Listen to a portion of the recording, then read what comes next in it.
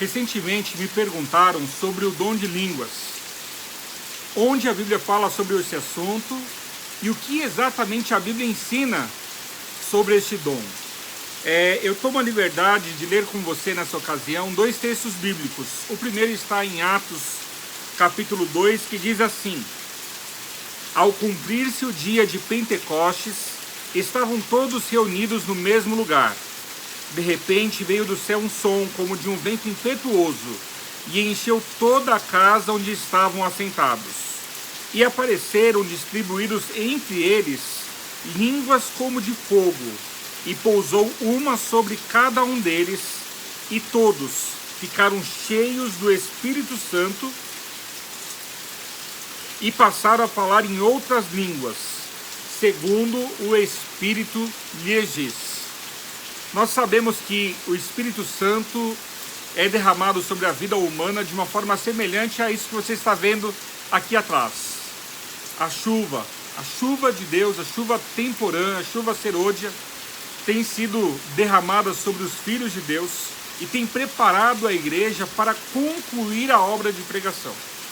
Em Atos 2, os versículos que eu acabei de ler, do 1 ao 4, o que nós vemos foram nos dias da chuva temporã, uma chuva que preparou o mundo para a primeira grande manifestação do poder de Deus.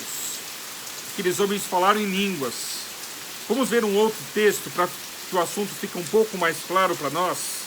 Em 1 Coríntios, o capítulo 14, o versículo 2 diz assim: Pois quem fala em outra língua não fala a homens, senão a Deus, visto que ninguém o entende, e em espírito fala mistérios. Então, de acordo com Atos 2, o Espírito Santo foi derramado sobre os filhos de Deus, aqueles que estavam no cenáculo aguardando a manifestação do poder de Deus. E agora em 1 Coríntios 14, a Bíblia diz assim que quem fala em línguas,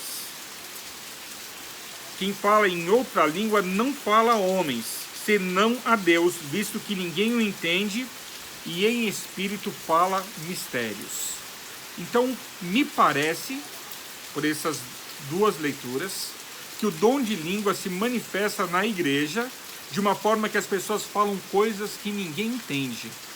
É possível que vocês já tenham visto a manifestação do dom de línguas em alguém, e as pessoas falam palavras que não têm nenhum significado, nenhum sentido, e nós nos perguntamos de onde vem isto. E uma dúvida que fica sempre é: isto é bíblico? Acabamos de ler 2 textos, mas o que você vai descobrir agora nos próximos versos vai te surpreender bastante. No mesmo Atos 2, na continuação do texto, eu leio assim, a partir do versículo 5. Ora, estavam habitando em Jerusalém judeus, homens piedosos vindo de todas as nações debaixo do céu. Você se lembra quando isso aconteceu? No Pentecostes, uma festa que acontecia 50 dias depois da Páscoa. Jesus havia estado com eles, havia subido aos céus, após a Páscoa verdadeira em que o Cordeiro de Deus tirou o pecado do mundo. E é interessante notarmos que ali em Jerusalém havia pessoas de todos os lugares do mundo, judeus piedosos, que moravam em todos os lugares do mundo e que de alguma forma já haviam incorporado a cultura desses lugares onde eles moravam e também a língua. Versículo 6.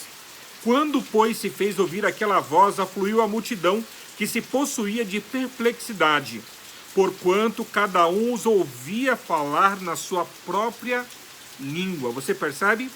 Dom de línguas existe? Sim, existiu e vai voltar a existir quando a chuva serôdia for derramada. Mas no dom de línguas as pessoas entendem aquilo que a pessoa que fala em línguas fala. A pessoa que fala em línguas está falando no seu dialeto, mas quem está ouvindo e entendendo no seu dialeto. Para deixar isso mais claro, versículo 7. Estavam, pois, atônitos e se admiravam, dizendo: Vede, não são porventura galileus todos esses que aí estão falando? E como os ouvimos falar cada um em nossa própria língua materna?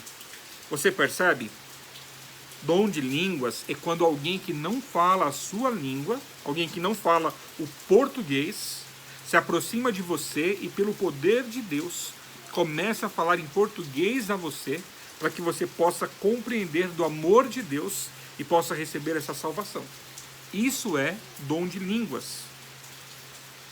Para ficar mais claro ainda, no versículo 9 em diante diz assim: somos partos, medos, elamitas, naturais da Mesopotâmia, Judéia, Capadócia, Ponto e Ásia, da Frígia, da Panfilha, do Egito e das regiões da Líbia, nas imediações de Cirene, e romanos que aqui residem, tanto judeus como prosélitos, cretenses e arábios, como os ouvimos falar em nossas próprias línguas as grandezas de Deus.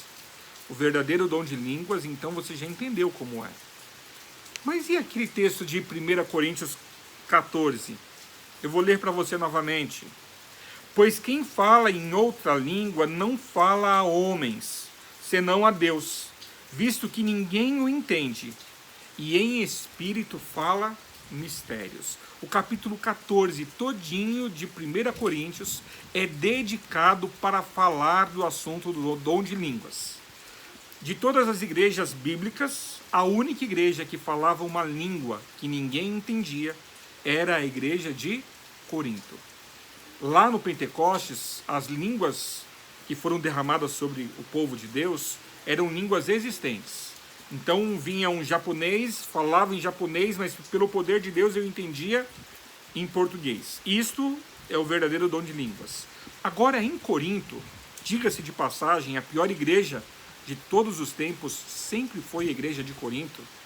Não porque eles eram corintianos, mas porque era uma igreja difícil mesmo, uma igreja de pecados, de vergonhas, de vexames, escândalos. Para você ter uma ideia, no capítulo 5, Paulo escreve aos coríntios dizendo assim: porque tem no meio de vocês, nos membros da igreja, gente que faz coisa que até quem não é da igreja não acredita. Deixa eu ver se eu acho aqui rapidamente para fazer essa comprovação para você. A igreja de Corinto era uma igreja tão difícil, tão briguenta. Olha lá. Geralmente se ouve que há entre vós imoralidade, imoralidade tal como nem mesmo entre os gentios. Isto é, haver quem se atreva a possuir a mulher de seu próprio pai. Era uma igreja de gente difícil, de gente complicada. E eles tinham lá esse dom de línguas, que é o mesmo hoje presente nas igrejas pentecostais. E esse dom de línguas em que a pessoa fala, mas ninguém entende. E em Coríntios 14, Paulo vem falando desse dom de línguas. E quando ele fala assim, vou ler de novo: pois quem fala em outra língua não fala a homens, senão a Deus, visto que ninguém o entende. E em espírito fala mistérios. Se eu ficar só com esse verso, está tudo certo. Pode continuar falando em línguas porque está tudo certo. Mas Paulo, de uma forma muito sábia, começa aqui no capítulo 14 a limitar e a extinguir esse dom de línguas. Quer ver como que ele faz? Ele fala da importância do dom de profecia sobre o dom de línguas. Ele fala que profetizar é muito mais importante, e profetizar aqui não é saber do futuro, profetizar aqui é pregar a palavra. Olha lá o versículo 3. Mas o que profetiza fala aos homens, edificando, exortando e consolando. O que fala em outra língua a si mesmo se edifica, mas o que profetiza edifica a igreja.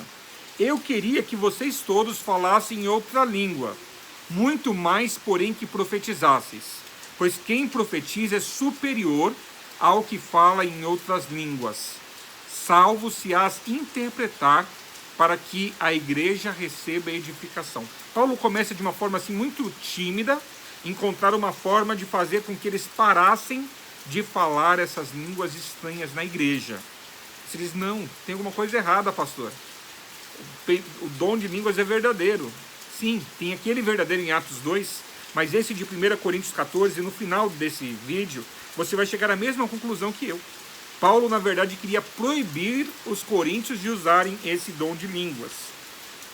Mas, no final do capítulo, leia em casa com calma todo o capítulo. Isso vai ser enriquecedor para você. Mas lá mais no final do capítulo, do versículo 26 em diante, Paulo começa a falar sobre a importância da ordem no culto. E ele diz assim: que fazer, pois, irmãos, quando vos reunis, um tem salmo, o outro tem doutrina, este traz revelação, aquele outra língua, e ainda outro interpretação. Seja tudo feito para a edificação da igreja. Olha só, o que Paulo está dizendo aqui: se não edifica a igreja, não faça. Se falar em outra língua só vai edificar você, não fale mais na igreja em outra língua. No caso de alguém falar em outra língua, verso 27, que não sejam mais do que 2, quando muito, 3, e isto sucessivamente, e haja quem interprete. Mas não havendo intérprete, fique calado na igreja, falando consigo mesmo e com Deus. Você percebe? Paulo aqui está proibindo o dom de línguas. Por quê? Porque o dom de línguas faz o culto virar uma bagunça. Fica desorganizado, fica tumultuado. As pessoas perdem o controle do que está acontecendo. Eu não sei se você já foi, eu já estive em igrejas pentecostais, quando todo mundo começa a falar ao mesmo tempo e você não consegue mais ouvir nada nem ninguém. Já viu isso também? Às vezes o barulho é tão intenso, para mim, que no caso não estava acostumado, fui algumas vezes, confesso que saí do ambiente com dor de cabeça. Essa manifestação é de Deus?